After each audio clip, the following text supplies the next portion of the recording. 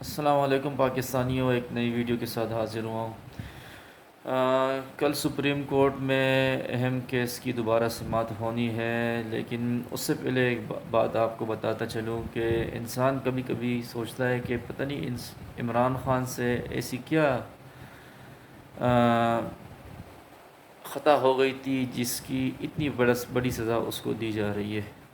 اور سوچنے کی بات اس لیے کہ ایک انسان ہوتا ہے، ایک سیاستدان ہوتا ہے جس کی زندگی میں کبھی کبھار اس طرح کوئی لمحہ آ جاتا ہے کہ وہ اپنے فوج یا ملک کے خلاف کوئی بات کرے، تو ایسی بھی کوئی بات نہیں، اس کی تو ہر تقریر ہر بات میں پہلے ملک ہوتا تھا اور فوج ہوتی تھی۔ لیکن پھر بھی انسان سوچتا ہے کہ پتہ نہیں اس سے کیا ایسا اس سے جرم ہو گیا تھا جس کی اس کو اتنی بڑی سزا دی جا رہی ہے۔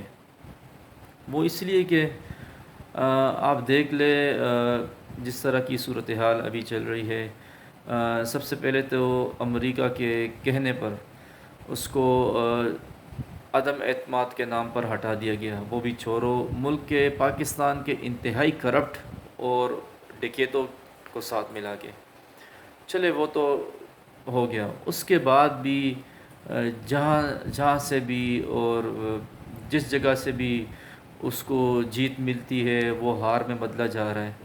مطلب کہ ایک پاکستان کے سب سے بڑے صوبے پنجاب میں اس کی جیت ہو گئی، لیکن اسے وہ نہیں دی جا رہی، وہ ہار میں بدلا جا رہا ہے۔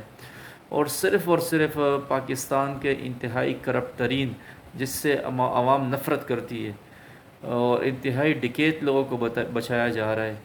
اور صرف بس ایک ہی بات، ان کے سب باتوں کا جواب ایک ہی ہوتا ہے کہ بس سب کچھ ہو جائے، آئین توڑا جائے یا آئین ادھر ادھر ہو جائے، جو بھی ہو جائے، لیکن عمران خان کو نہیں آنے دینا ہے۔ تو انسان سوچتا ہے کہ پتہ نہیں اس سے آخر ایسا کیا جرم ہو گیا ہے، وہ کون سا جرم ہے جو زرداری، شہباز شریف، نواز شریف، مریم نواز، حمزہ شہباز نے نہیں کیا اور وہ عمران خان نے کیا۔ تو ہمیں تو یہی لگتا ہے کہ محب وطن کی بہت زیادہ محب وطن ہے، یہی اس کو جرم لگتا ہے۔ چلے آ جاتے ہیں ابھی سپریم کورٹ کی طرف۔ سپریم کورٹ کو ابھی انتہائی غور اور فکر کرنی چاہیے اور سوچنا چاہیے کہ آگے ہمیں رجیم چینج کے اس پروگرام کا حصہ بننا ہے کہ نہیں، کیونکہ عوام بالکل نہیں بھولی، نہ عوام بھولے گی اس رات کو جب رات کے 12 بجے عمران خان کے خلاف عدالتیں کھل گئی تھی۔ یہ ہمیشہ کے لیے ان پہ داغ رہے گا، یہ پاکستان کی تاریخ کا حصہ بن چکا ہے۔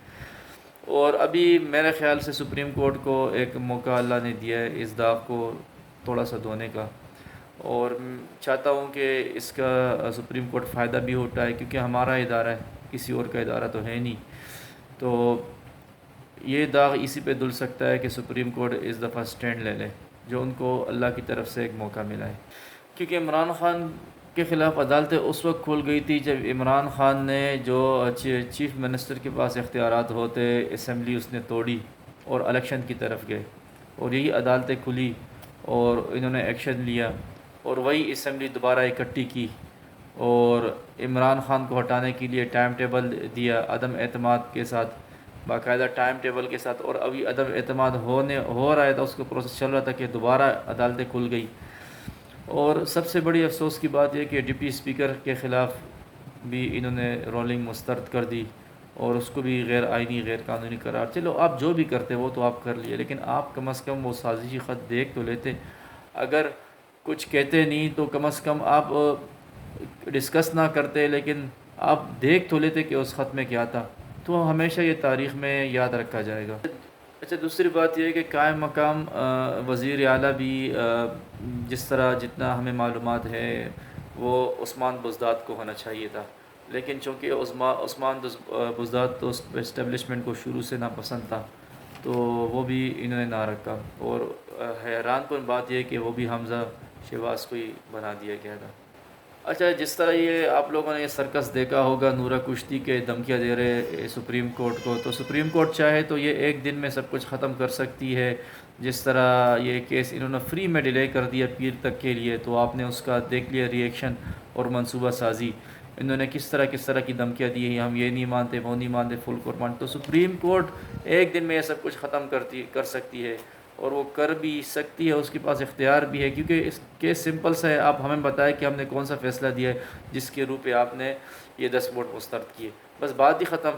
لیکن اسپیکر اگر اس کو سپریم کورٹ اس کو جتنا ڈیلے کرے گی اتنا ہی وہ خود کو گندہ کرے گی.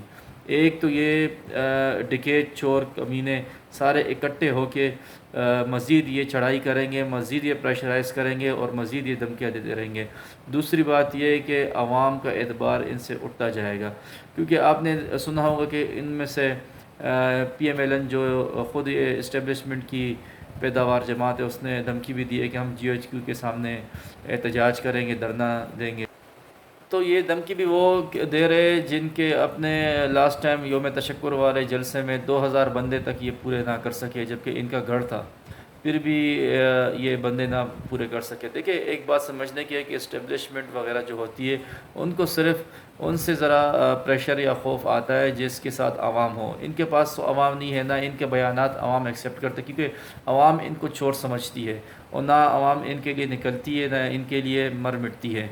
تو اس لیے تقریباً یہ تو نورا کشتی لگتی ہے، کیونکہ لگتا یہی ہے کہ ان کو خود کہا گیا کہ آپ اس طرح کے بیانات دو کہ اس سے یہ ایک تاثر دیا جائے کہ دیکھیں اگر ہم زیادہ معاملات میں مداخلت کریں گے یا اس نظام کو ختم کریں گے تو اس طرح بھی ہو سکتا ہے. بات یہ یہاں تک آ گئی ہے، تو لہٰذا اس نظام کو چلنے دیا جائے. اور دوسری بات یہ ہے کہ جو یہ چاہتے اندر جو ان کے اختلاف سننے میں آ رہا ہے چل رہے، تو ان کو بھی یہ بتائیں گے کہ یار دیکھیں اگر اختلافات ہو ہمارے آپ اس بات سے اختلاف کرو گے تو یہ تو جی ایچ کیو کے گیٹ تک آ جائیں گے احتجاج کے لیے. لہٰذا جس طرح ملک چل رہا ہے چلنے دے، چاہے ڈالر 250 کا جائے یا 300 کا، لیکن ان چوروں کو چلنے دے. تو لگتا تو یہی ہے کہ یہ نورا کشتی ہے، ورنہ ان کی کیا اوقات ہے. ان کی تو آدھے سے زیادہ کابینہ ضمانتوں پہ ہے. خود وزیر اعظم جو پرائم منسٹر ہے وہ خود ضمانت پہ ہے، اس کا بیٹا حمزہ شہباز ضمانت پہ ہے. اسٹیبلشمنٹ میں چاہے تو 2 منٹ میں سب کی ضمانتیں ضبط ہو کے ان کی گرفتاریاں ہو سکتی ہے. تو ان کی اوقات ہی نہیں ہے اتنی بڑی دھمکی دینے کی. تو اس لیے ہم سمجھتے ہیں کہ یہ نورا کشتی ہے. اور یہ اسی طرح کی نورا کشتی لگ رہی ہے عمران خان کی حکومت کے ٹائم، جس وقت مریم نواز احتجاج کرتی تھی، دھمکیاں دیتی تھی، مولانا ڈیزل احتجاج کرتا تھا، دھمکیاں دے رہا تھا، جبکہ اندر سے یہ سارے ملے ہوئے تھے، اور باہر یہ فوج کو گالیاں دیتے، برا بلا کہتے تھے، اور وہ بھی عمران خان سے کہتے تھے کہ یار دیکھو ہم آپسی دوستی کا اور آپ کے ساتھ کھڑا ہونے کا قیمت ادا ہم کر رہے، اور یہ ہمیں برا بلا کہہ رہے. تو یہ اسی طرح کی نورا کشتی بعد میں آپ لوگوں نے خود دیکھ لیا کہ عدم اعتماد کے ٹائم سارے ایک ہو گئے تھے. تو یہ اسی طرح کی نورا کشتی لگ رہی ہے. اور کیونکہ ان کی اوقات نہیں ہے اتنی بڑی بات کرنے کی، نہ ان کی اوقات ہے اتنا بڑا، کیونکہ ان کو پتہ ہے یہ خود اسٹیبلشمنٹ کی پیداوار ہے، یہ کوئی حرکت بھی ان کی اجازت کے بغیر نہیں کر سکتے. اور ان کی اوقات کیا ہے، سب ضمانتوں پر ہے، تو وہ چاہے تو آدھے گھنٹے میں سب کی ضمانتیں ضبط ہو جائے گی، اور یہ سب جیلوں کے اندر ہوں گے. اور جس طرح عمران خان کا آپ نے بیان سنا ہوگا کہ میں ہمیشہ زرداری کے خلاف کوئی اقدام کرتا تھا تو مجھے آڑے آ جاتے تھے اور منع کیا جاتا تھا. تو آپ اندازہ لگا لیں کہ ان کی کیا اوقات ہے. دوسری بات یہ ہے کہ پورے نظام کو داؤ پہ لگا دیا گیا، پورے ملک کو داؤ پہ لگا دیا گیا صرف 6 بندوں کو بچانے کے لیے. ایک زرداری، دوسرا شہباز شریف، تیسرا حمزہ شہباز، اور چوتھا رانا ثناء اللہ، اور ایک مریم نواز اور نواز شریف.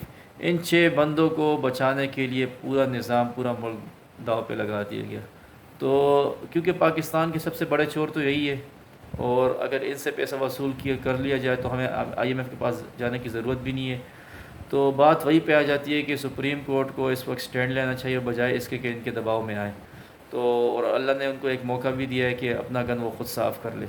تو ہماری دعا ہے کہ انشاءاللہ سپریم کورٹ بغیر کسی ڈیسائیڈ کیے انصاف کے مطابق فیصلہ دے گی، اور جلد دے گی. اور اگر سپریم کورٹ نے یہ فیصلہ ڈیلے کر لیا تو ہر بندہ سمجھ جائے گا کہ یہ فیصلہ بند کمروں میں ہو چکا ہے، اور یہ بند کمروں کا فیصلہ ہے.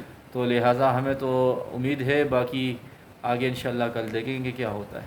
جب تک کے لیے اللہ حافظ. نیکسٹ ویڈیو کے ساتھ پھر انشاءاللہ دوبارہ حاضر ہوں گا.